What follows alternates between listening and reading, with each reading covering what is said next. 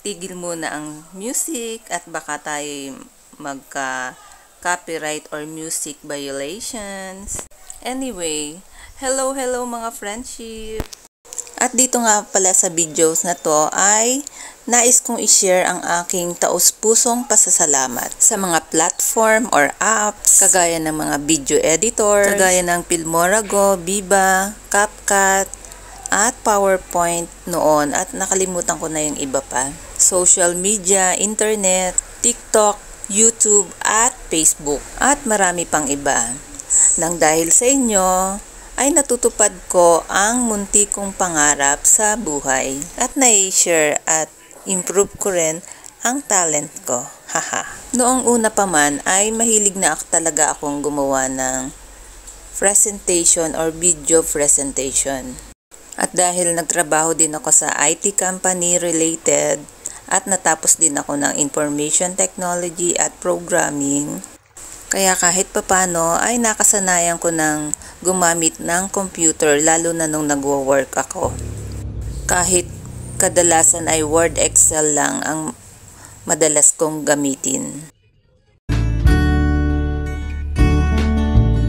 At dahil I love taking pictures and videos, actually noon pa man ay nagsimula na akong maggawa ng album, yung mga hard copies kasi yun naman ang meron noon. Di man ako ganun ka-creative, pero mahilig talaga akong ayos ng mga photo albums. At siguro 20 years ago or more, ay nagtatry or gumagawa na ako ng ABP or video presentation using PowerPoint or yung ibang video editor na hindi ko na matandaan kung ano nga ba yung apps na yon. At sinimulan ko nga kapag may birthday ng anak ko ay ginagawan ko sila ng presentation. Syempre may music yon at mga effects. At dahil sumasabay na rin ang mga panahon noon na nauso na rin yung digicam or digital camera, ay mas napadali na rin ang paggawa ng presentation. Unlike nung mas nauna pa na kailangan mo pang i-scan ang bawat picture. So, syempre nag-i-evolve. Ngayon ay mas napadali pa dahil cellphone pa lang ay pwede mo nang gawin lahat. Ang pagkuha ng picture, ang pag-edit ng videos at pag-upload. Unlike before na kailangan ay computer talaga ang gagamitin mo para makagawa ng isang buong video. Actually, mas nasimulan ko tong gawin nung nandito na ako sa bahay. Nung plain housewife ako, nung nag-resign na ako sa work ko. Pero dahil sobrang busy pala sa bahay, ay minsan ko lang magawa ito. At heto nga, siguro mga 5 years ago, ay mas nag-evolve pa ng mga nag-evolve ang mga gadgets. Mas napadali na ang lahat. Kaya I'm so happy dahil hilig ko din talaga ito before pa. At noon ng pandemic at dahil that time ay dito lang talaga sa bahay, ay naisipan ko na simulan talagang mag-videos or mag-vlog. Kahit mahirap ito para sa akin dahil nahihiya din talaga ako gumawa ng content. Kasi nga hindi naman ako professional vlogger kagaya ng iba na maraming information na nasasabi or magaling magsalita. Kaya sinimulan ko lang ito ng picture, videos, and music. Hirap din talaga kasi akong mag-express ng mga gusto kong sabihin or nahihirapan akong mag-explain. Kaya ang naisipan ko i-video ay yung mga regular ko na gawain. Kadalasan ay hindi na ako nag-iisip pa ng iba para lang may ma-content. Kung ano lang talaga yung mga hilig kong gawain, yun yung aking ibini-video. At hanggang ngayon nga ay ganun pa rin yung kadalasan kong ginagawa. IT nga ako pero hindi naman ako ganun ka-techy. At kaya nga din yung ibang rules and regulation kagaya sa FB and YouTube ay hindi ko masyado alam or kulang ako sa information dahil hindi rin ako mahilig magbasa lalo na kung sobrang haba. Pero alam ko naman na importante na alam dapat iyon.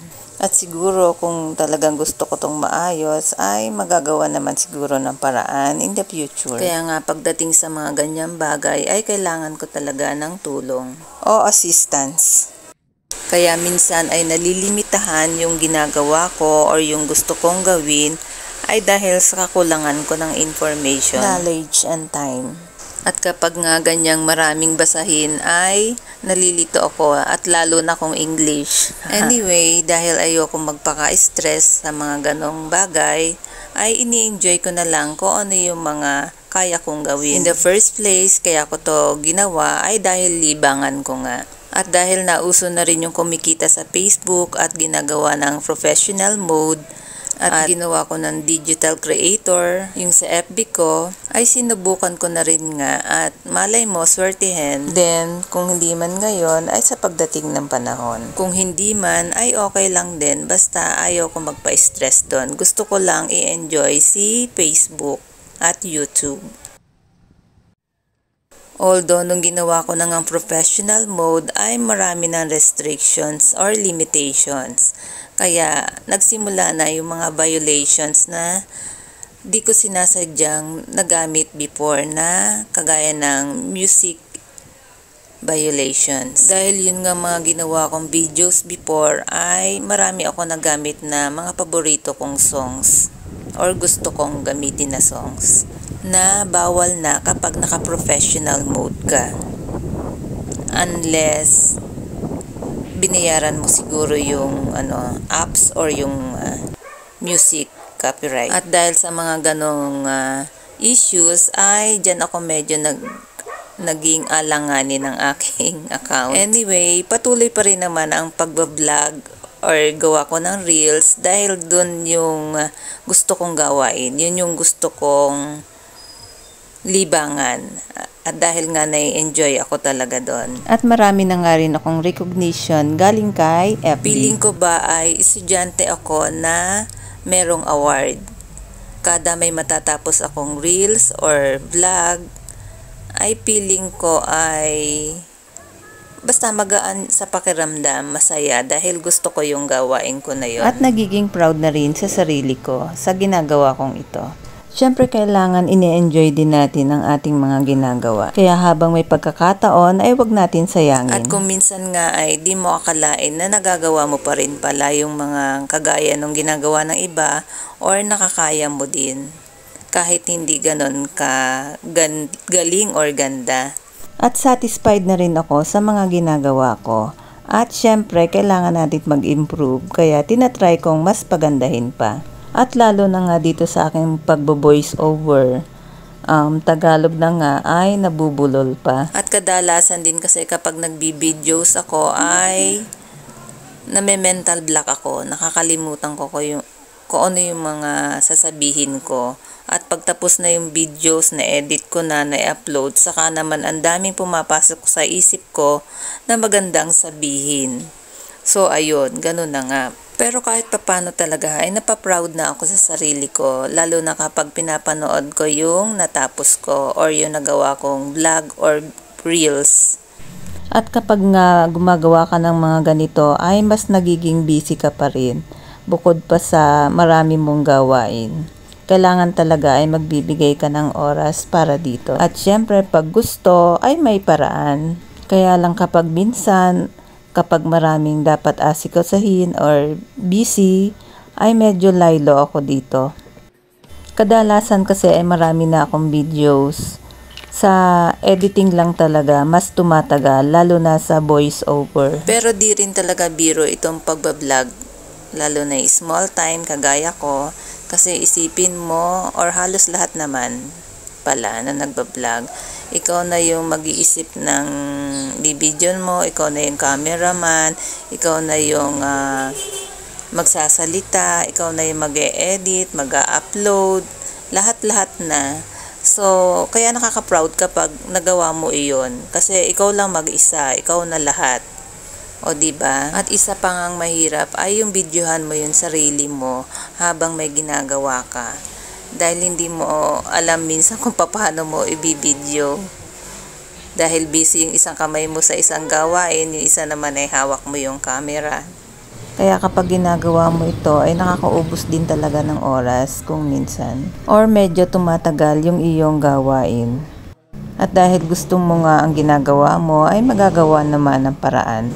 At napili ko ang content ay yung paiba-iba. Kumbaga sa artista ay versatile actress. Kasi may cooking, DIY, pasyal, sa mga pets, at iba-iba pa. Basta yun yung naisipan ko kasi marami naman akong iba't ibang ginagawa. That's why kahit alin ay pwede. At kung minsan nga kapag umattend ako ng parties, like birthdays, ay ginagawan ko na rin ng videos. At kapag nagawan ko nga, ay premyo ko na sa sarili ko yun. At yun ibang places and stores ay tinatry ko din gawan ng vlog. At okay lang sa akin kahit ito ay hindi sponsored. Basta sa akin lang ay nag-enjoy ako sa ginawa ko at nakatulong na rin sa kapwa natin or sa bayan natin. At mai-promote na din natin kung saan tayo nandun.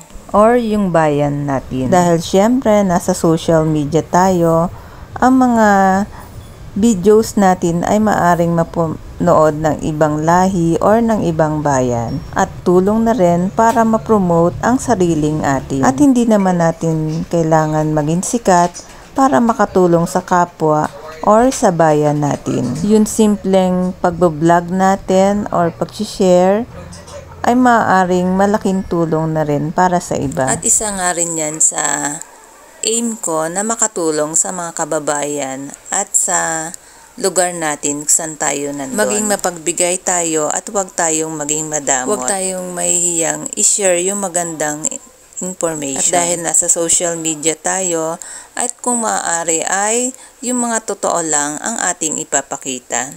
At makatulong na rin tayong magpalaganap ng magandang information or makabuluhan, lalo na kung ito ay makakatulong sa bayan natin or mga kababayan natin. That's all mga friendship. Thank you for watching. Bye-bye. Please follow my Facebook account, Chris Lacanilao, and YouTube account, Mama Chris. Thanks again for watching. Bye-bye.